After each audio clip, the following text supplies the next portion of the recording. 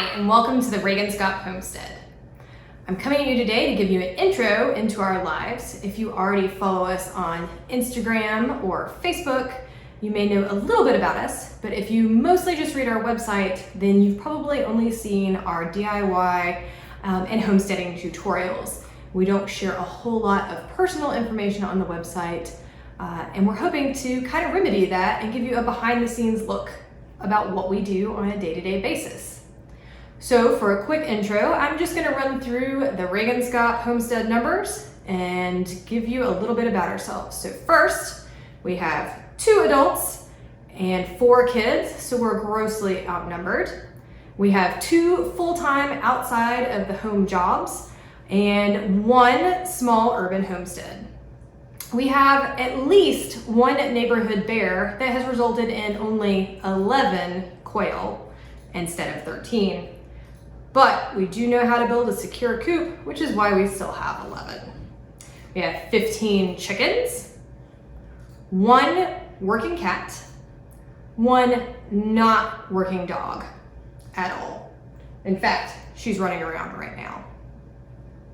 We have 1 permaculture certified designer and 1 DIY and IT guru. You won't see much of him on film. He's camera shy, but that's Adam. And finally, we have thousands of dreams. Dreams about what we want to do with our homestead, dreams about what we want to teach and share online, which is why we are doing this YouTube channel to help bring those dreams come true. Pause.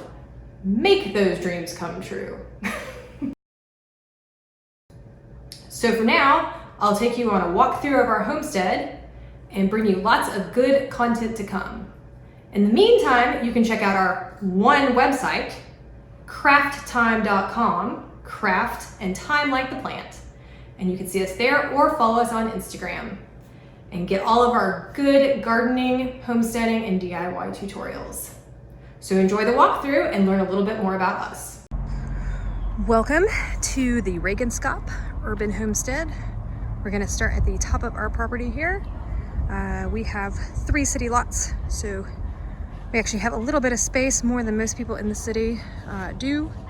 And as you can see here, we're starting at the very top where we have some garden beds. They get mostly morning and afternoon sunlight.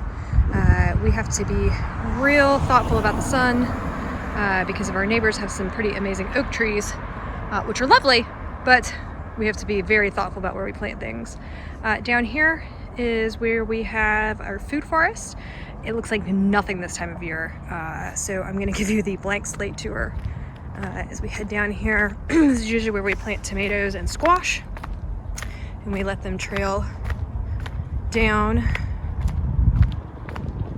as we go. This cherry tree, they guess, is at least well over 100 years old. And then we have more garden boxes here that we do lots of herbs and plants and flowers in.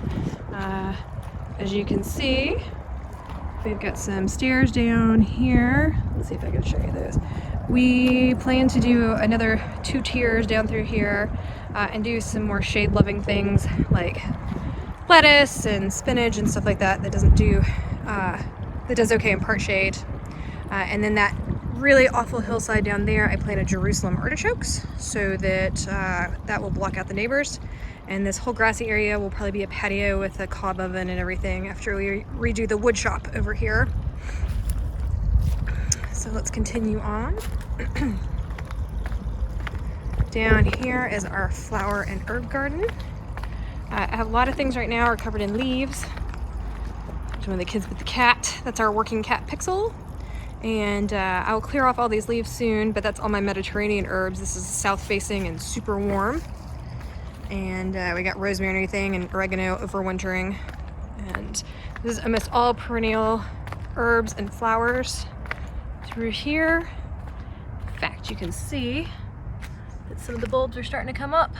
It was like February 1st, boom. And then if you come over here, we have a lot of where we do more vegetables. You can hear the kids are fighting over there over something, Lord only knows. And then some perennial beds here. I've got walking onions and blueberries. If you go back here, it's our neighbor's lot, but we put this fence up, and on the back side are grapes and a hops vine that is definitely gonna have to move, and kiwis. And over here, we have the espaliered fruit trees. We've got apples and peaches and plums.